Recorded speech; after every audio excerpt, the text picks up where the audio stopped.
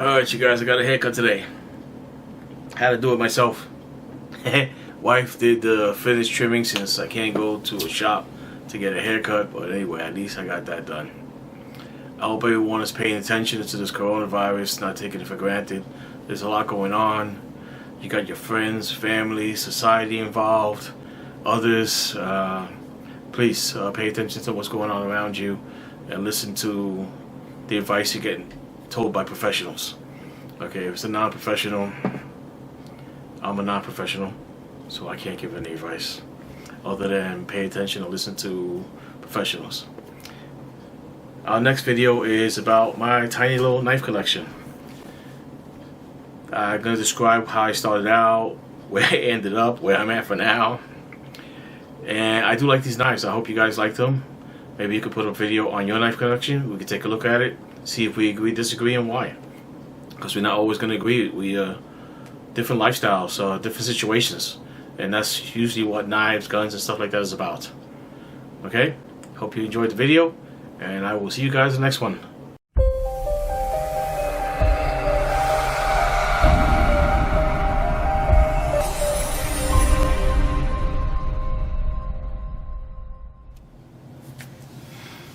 Okay, you guys, this is a little tiny collection of knives I have. Not very big. I remember starting out with D2 blade, a fixed blade, which I kind of liked a lot. But then I realized it wasn't as sturdy as I needed it. It was a little thin, the blade, and the material wasn't that great, and I didn't use it very much. And I started looking for some really nice knives. LT Wright, Next Gen, Outback, Sospis, and Tautog. You guys can see some of those videos I had up previously on my channel. And of course, I didn't do any camping, any hiking, any fishing, nothing. Basically, just here in suburb city boy. And I realized, you know what, I can't carry a fixed blade very well. And I better learn more about polders as I can. Tried a Fox TUR, kind of small, kind of pricey. Not what I really wanted, which I hoped it was, but not exactly. Then I tried before that I tried a Spyderco Native 5, and that didn't work out very good at all. The action on it was pretty bad, and I just wasn't happy with it. Edge retention, everything. So I decided to let that go. Someone else was probably very happy with it right now. And I started to come up with these knives, and this looks like this is going to be my tiny little collection for the rest of the year. I might sneak one in there later on, who knows. But for now, this is more than I can actually afford, and I'm happy I got these guys. The first one I got here is this one here. I've had this for about 2 months. This is a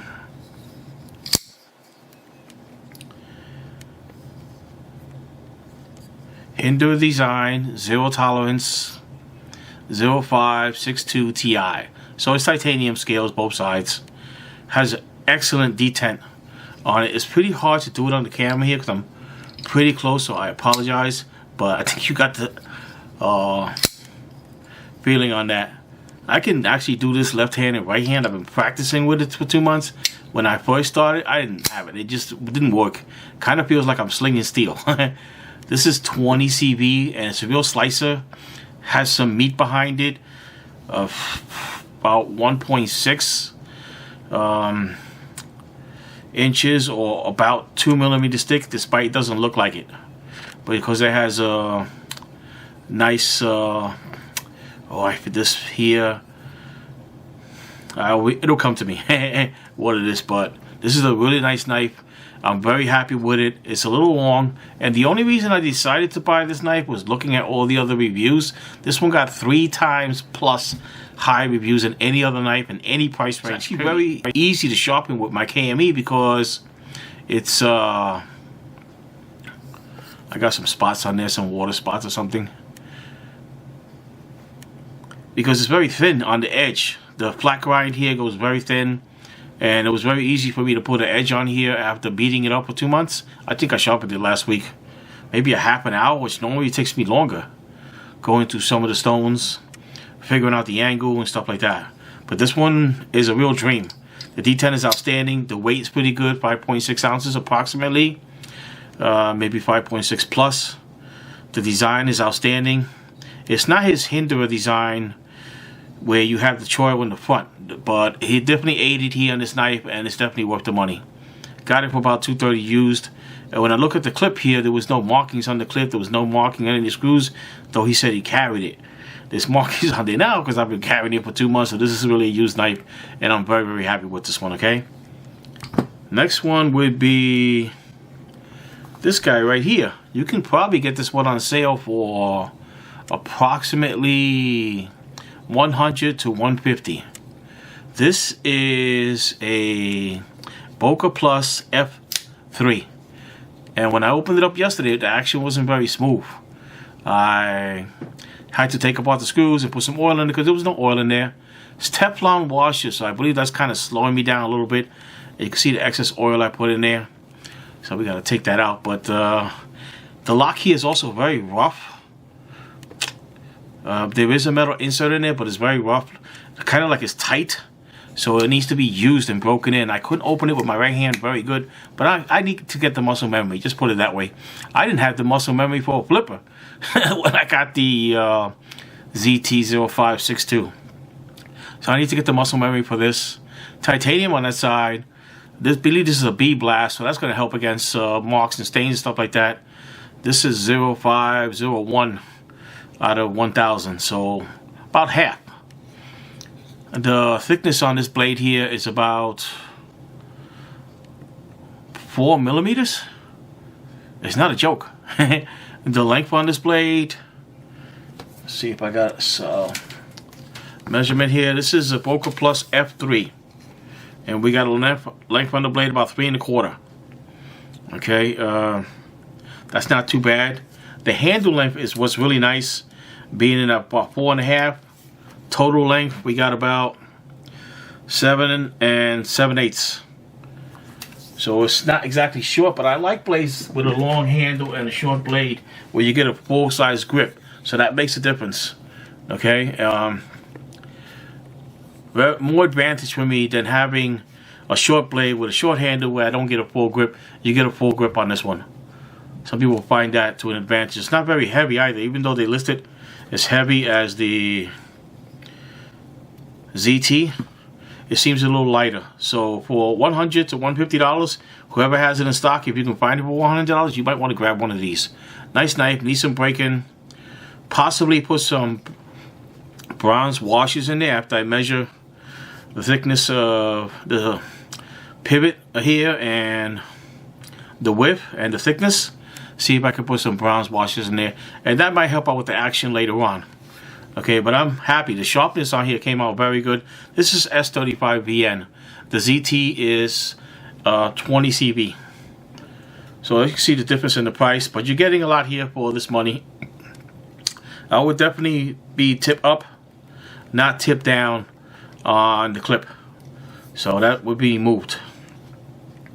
Okay, I think it's a great knife for the money. I think you guys might actually like it. So something might interest you guys, okay? I bought it more as a beater than anything else. I think I paid $150 because those are the people that had it in stock at the time. Although other people did list it for $100. So you might get a deal on this if you look around. Okay? The next knife is one of my more interesting ones, since I said I wasn't going to buy, well, I wasn't interested in fixed knives anymore. I just took a look at this thing and kind of freaked out. My previous video should be on a mixed strider knife that is out of production. I would show what the knife was on its actual page. Was $300 and totally not in stock. I don't know how long already. That knife is outstanding, and that kind of drew me to this knife. That knife is 5mm thick.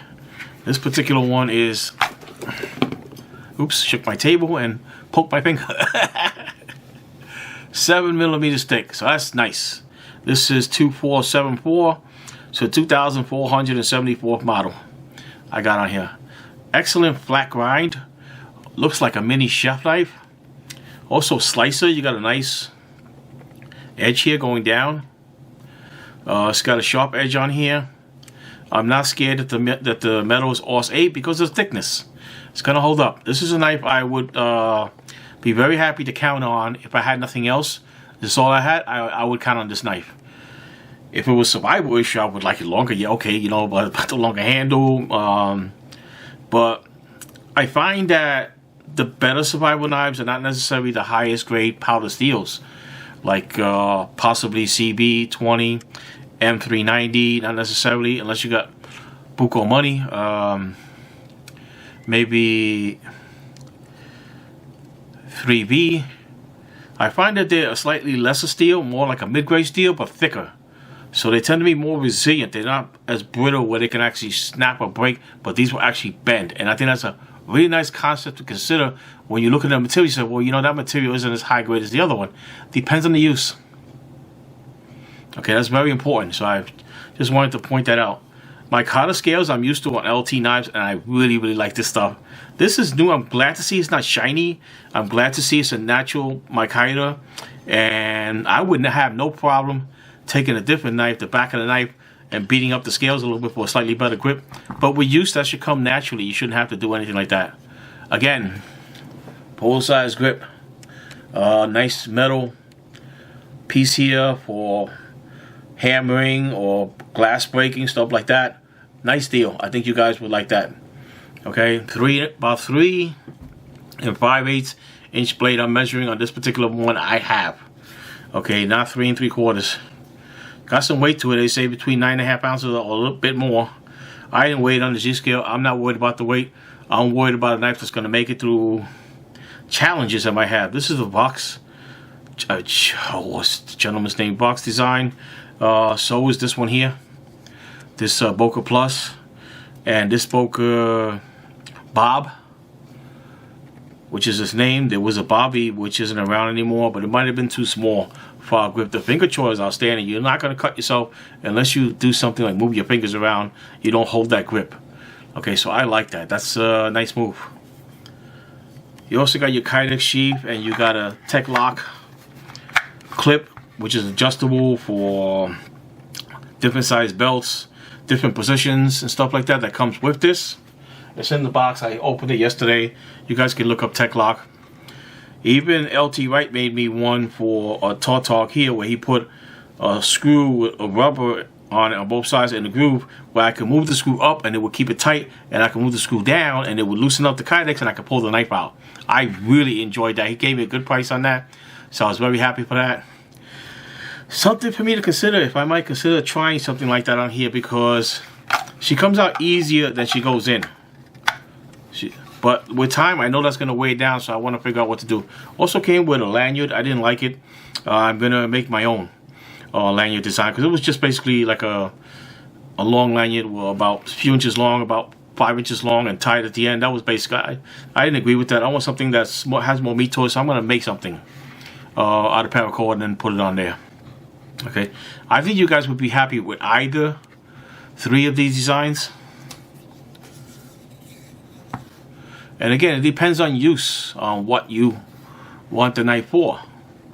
But I'm very happy for my tiny little knife collection. I'd like to see your video on your knife collection, no matter how small, how big it is, what you choose, and why. Hope you guys enjoyed the video, and hope to see you guys in the next one. And I hope you guys are heeding the coronavirus warnings for social distancing and stuff like that. Washing hands, sanitizer, using whatever methods you can to keep yourself, your family, your friends, and society safe. Have a good one. Bye.